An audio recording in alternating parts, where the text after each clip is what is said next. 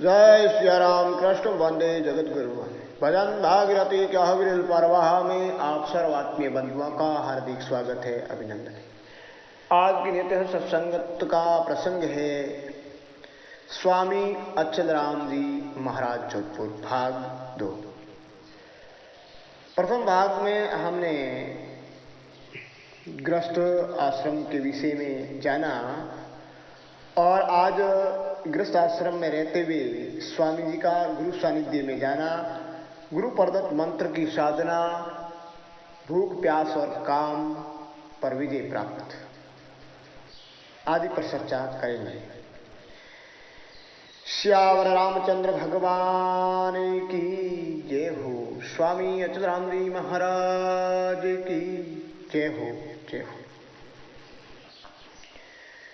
नीलाम श्याम कोमलांगम सीता समारोपित वाम भागम पाणो माशायर शारुषापम नमामि राम रघुवंशनाथम लोकविरामं रणरंगधीरं राजुनेत्रं रघुवंशनाथम कारुण्यरूपं करुणाकरन्तं रामचंद्रं शरणं प्रपद्ये सीताकां समारामं रामानंदाचार्य मध्यमाम् अस्मदाचार्य प्रियंतां वंदेयं गुरु परंपराम्। लिबलागे परब्रह्म से रति न खंडे तार रामानंदानंद में गुरु गोविंद आधार। भक्ति भक्त भगवंत गुरु शतुर नाम बबुए तिनके पद वंदन किए नाशत विघ्न यने। अनुभव पद पर कासगे दायक शत गरु राम अनंत कोटि जन साई को ताय करूं प्रणाम। हरि वंदन गुरु वंदना वंदन सब ही संत हरि राम वंदन कियो दर्शेगा निज तन। जी हा राम सतगुरु मिल्या रे भिल्या संतन में जाय संतन संग हरि भक्ति मिली भक्ति से हरि पाए भक्ति से हरि पाए। हरि की क्रांति कैसी अनंत सूर की ज्योति जो नहीं चरण नक जैसी। सुख राम दासता चरण में निर्भय समाय जिया राम सतगुरु मिल्या भिल्या संतन में जाय।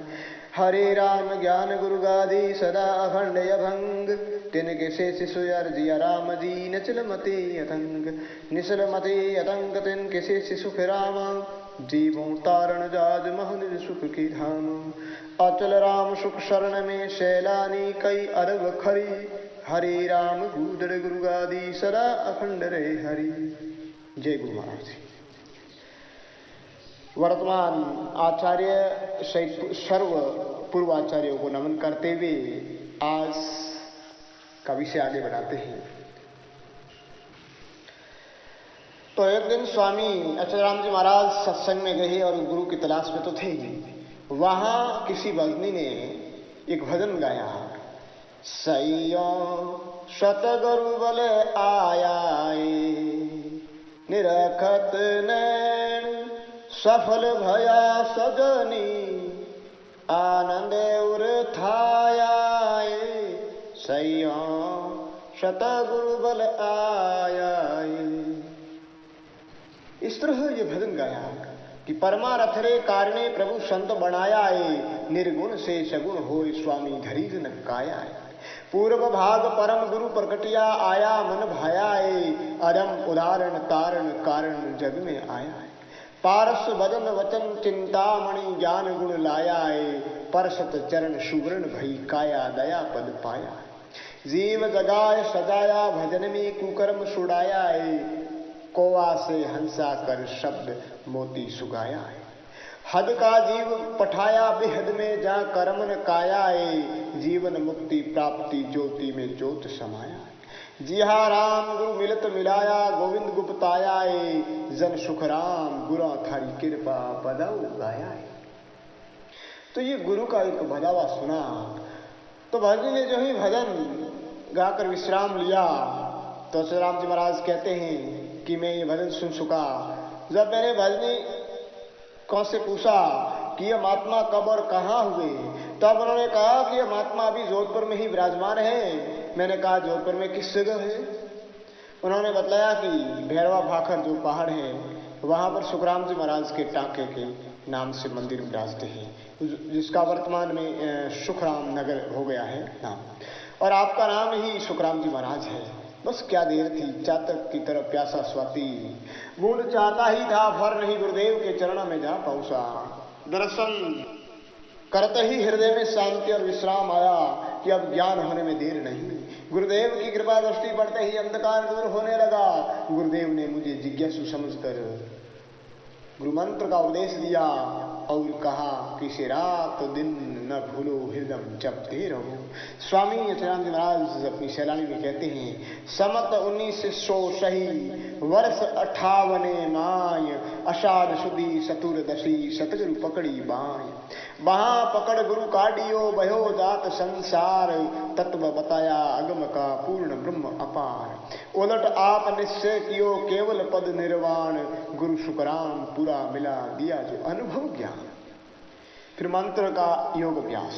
गुरुदेव की आज्ञा से हंस मंत्र को श्वास श्वास उठते बैठते चोते जागते चलते फिरते हर समय हर घड़ी हर क्षण में जाप करता रहता। जब मार्ग चलता तो अपने पांवों के कदमों को कवादियों की तरफ पैर उठाता जाता, मंत्र मन में बोलता रहता। प्राय समय तो जप की धुन में दूसरे रास्ते पर चला जाता।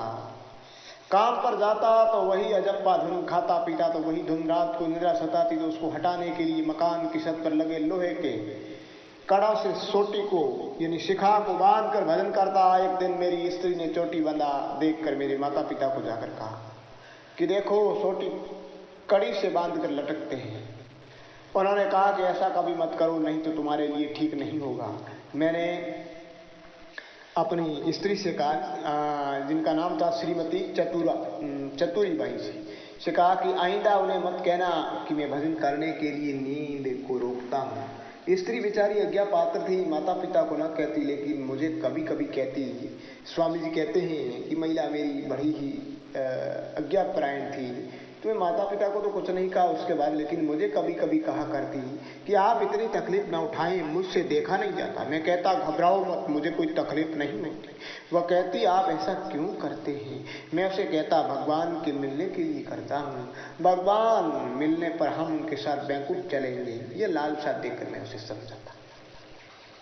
कभी कभी वह सो जाती तब मैं मकान में जो धान डालने के कोठे, जिसे मारवाड़ी में बखारिया कहते हैं, वो चारों ओर से बंद होती हैं, केवल उनका मुंह थोड़ा सा खुला रहता है, उसको भी ढक दिया जाता है। वो बखारी बिल्कुल समाधि योगी की गुफा की तरह होती। उनमें घुसकर मैं योग अभ्यास करता। ज्यों ज्यों मेरा अनुभव बढ़ता गया त्यों त्यों मुझे परमानंद आनंद आने लगा और गृहस्थ आश्रम में सर्वथा चित्त उपराम होने लगा। रात दिन यही लगन मन में लगी कि कितना जल्दी इस गृहस्थ बंधन से छूटकर स्वतंत्र एकांत जाकर अभ्यास बढ़ाऊं।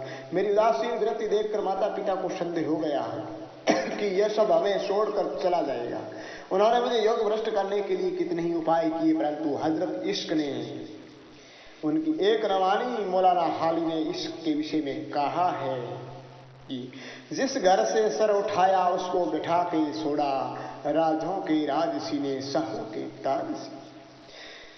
दूसरे की किसने सलाई इस इश्क में भरतहरि आदि राजाओं और बलक आदि बादशाहों तक को फना कर दिए। इश्क के विषय में मेरे एक अचलराम जी ने भजन बनाया और कई भजन बनाए हुए हैं। उनमें से एक भजन स्वामी जी यहाँ लिखते हैं, इश्क ने मुझको मारा दुनिया से फना कर डाला, इश्क ने मुझको मारा दुनिया से फना कर डाला। ये इश्क बुरी बला है, नहीं करता ये भला है दी। ओ लगा जिसके लारा दुनिया से फना कर डाला। घर बार इश्क छुड़वाया, मुझे फक्त फकीर बनाया। न रखा किसी का सहारा, दुनिया से फना कर डाला। तो कहा कि इश्क ने मुझको मारा, दुनिया से फना कर डाला। वह इश्क बुरी बला है, नहीं करता वो भला है जी। यानी मुझे कब्ज परी ने मारा, वो लाद चला बढ़ जा रहा। इस राग में इसको आप गा सकते हो, इस भजन को ये तर्ज है। दुनिया से फना कर डाला, घर बार इश्क छुड़वाया, मुझे फक्त फकीर बनाया, जी न रखा किसी का सहारा, दुनिया से फना कर डाला, इश्क ने मुझको मारा। इश्क ने खूब सताया, बनगिरी मसान फिराया, जी कर दिया जगत से न्यारा, दुनिया से फना कर डाला। इश्क हकीकी और मिजाजी, एक हकीकी और मिजाजी दो इसके भी। हकीकी कहते हैं परमेश्वर पर कुर्बान होना, और मिजाजी कहते हैं किसी संसारी इंसान पर कुर्बान होना, लेकिन दोनों बीच सिर की बाजी दी, सिर साटे वो मासूक प्यारा, दुनिया से फना कर डाला, चल राम कहे तकीकी, यानी निश्चय करके कहते हैं, तकीकी का मतलब निश्चय, मेरा पाक इश्क हकीकी दी, कर दिया मुझे भव पारा, दुनिया से फना कर डाला। इश्क बाजों से हमारा इश्क न्यारा है, हम उसके आशिक हैं जिसका खलक में पसारा है। स्वामी जी कहते हैं कि इसी इश्क को उर्दू वाले उल्फत, अंग्रेजी वाले लव, संस्कृत वाले स्नेह, ब्रज भाषा वाले नेह और हिंदी वाले प्रेम कहते हैं। इस प्रेम रूप इश्क का पंथ निराला है, वो अपने एक भजन में यहाँ लिखते हैं, प्रेम का पंथ निराला, मुसाफिर प्रेम का पंथ निराला, प्रेम का है दस्तूर निराला, प्रेम न देखे गोरा काला, प्रेम ही तम और प्रेम ही उजाला, प्रेम है सबसे आला मुसाफिर।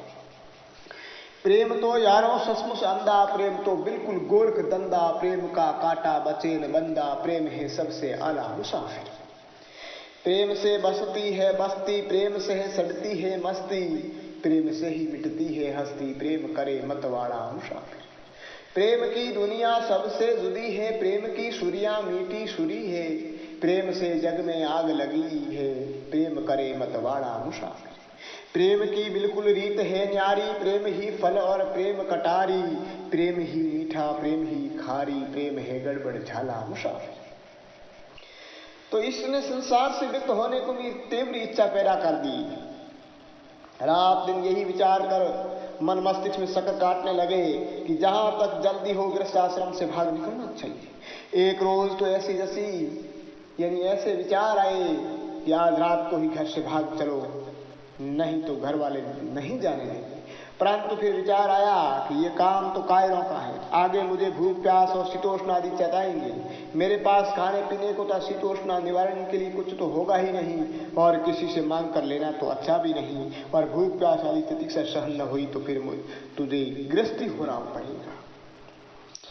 तो इससे बेहतर यह है कि तुझे कुछ समय तक क्षुधा पिपासा और शीतोष्ण आदि सहन का अभ्यास घर पर ही कर लेना चाहिए। ऐसा विचार कर सबसे पहले भूखा रहना शुरू कर, तो क्षुधा जीतने का अभ्यास।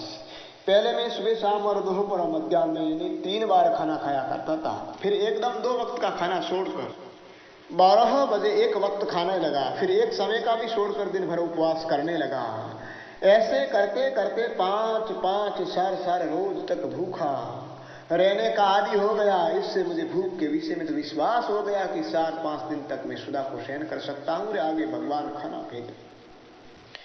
फिर काम जीतने का अभ्यास। मैंने सोचा कि भूख जीतना तो कोई बड़ी बात नहीं, यह तो प्राय स्त्रियां लड़कियां भी 5 उपवास कर सकती हैं, किंतु कामदेव को जीतना चाहिए, नहीं तो संन्यास उभय भ्रष्ट होगा। अतः यह विचार कर उसे जीतने का प्रयत्न करने लगा। अज्ञान अवस्था में मेरे चाल चलन अच्छे नहीं थे, कुसंग के कारण दुराचार और व्यभिचार में पड़ गया था, परंतु जब से मुझे सत्संग का रंग लगा उसी दिन से सब कुसंग छोड़कर घर की स्त्री के सिवाय प्र स्त्री को माता के तुल्य समझने लगा, माता के समान देखने लगा।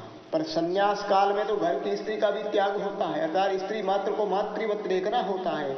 मन वचन कर्म से पूर्ण ब्रह्मचर्य पालन किया जाता है, नहीं तो सन्यासी की अधोगति होगी। इसलिए तुझे ब्रह्मचर्य का अभ्यास करना ही चाहिए।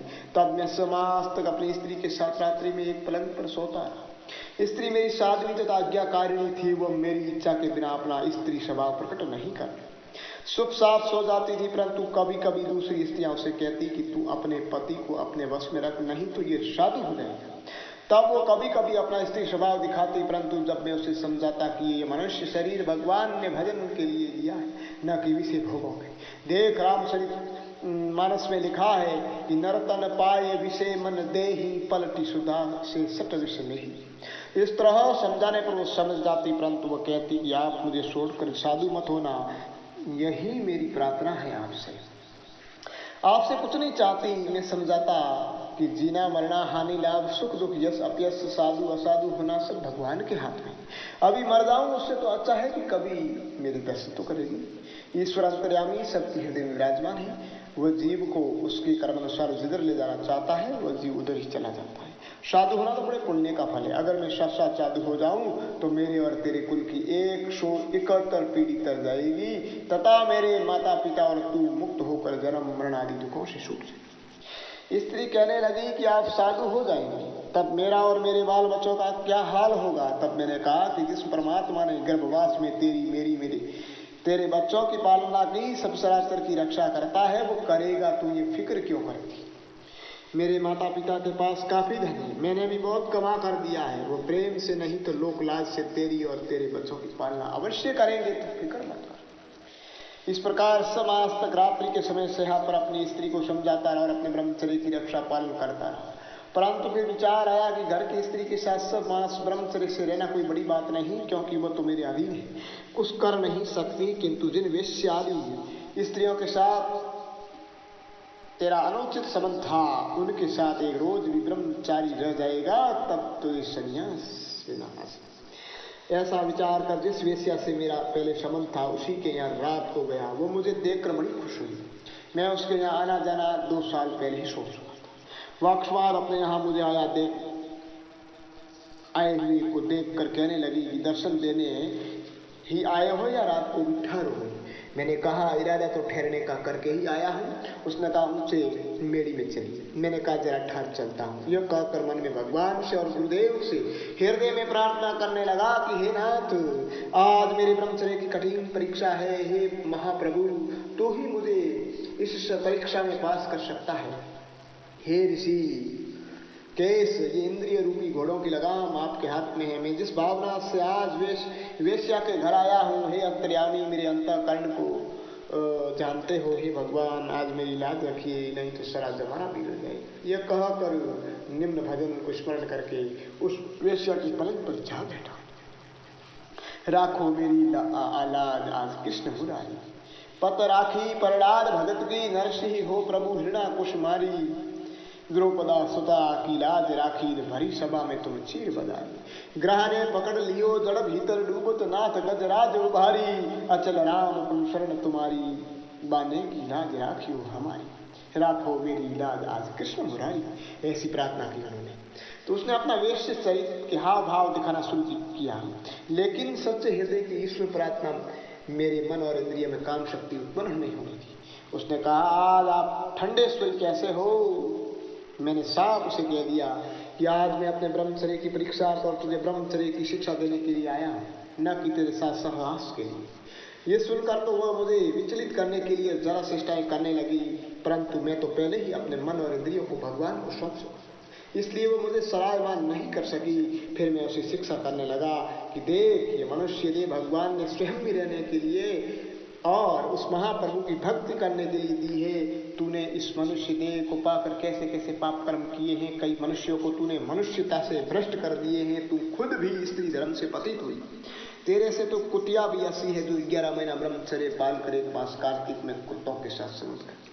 तूने रात दिन व्यभिचार में ही जीवन को खो दिया और शेष रहा जीवन भी खोती जा रही। देख, मैं तेरे साथ कितना बदमाश था, लेकिन आज मैं गुरुदेव और भगवान की कृपा से पवित्र जीवन बनाने के लिए इंद्रिय संयम की तामील हासिल कर रहा हूँ। इस प्रकार मेरी शिक्षा का उस पर ऐसा असर पड़ा कि वह एकदम रो पड़ी और उसकी आंखों में आंसू आ गए। वह कहने लगी कि मैंने सुना है कि आप साधु हो जाएंगे।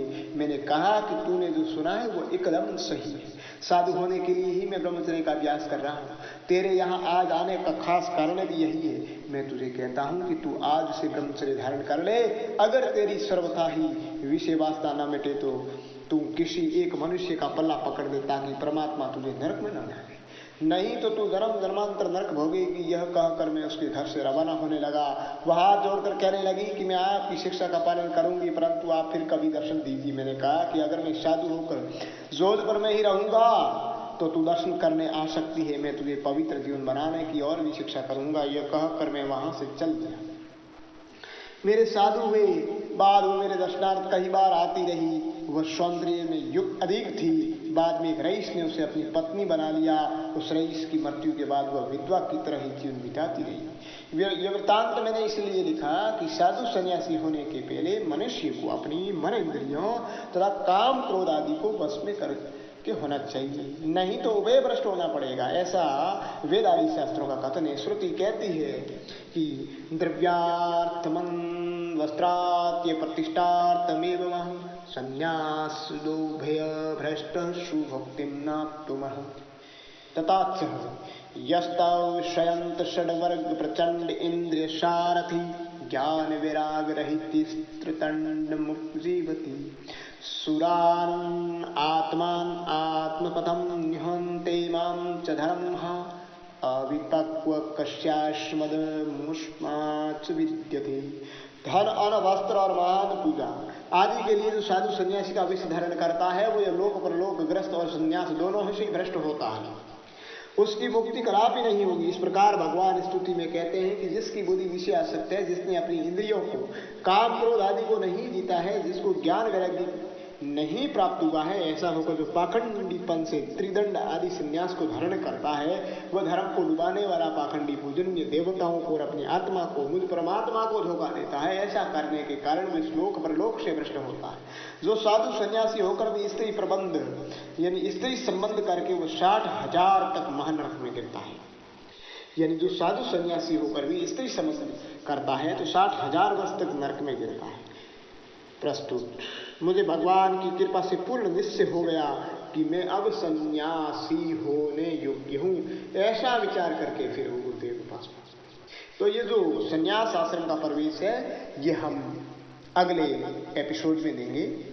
जय श्री राम।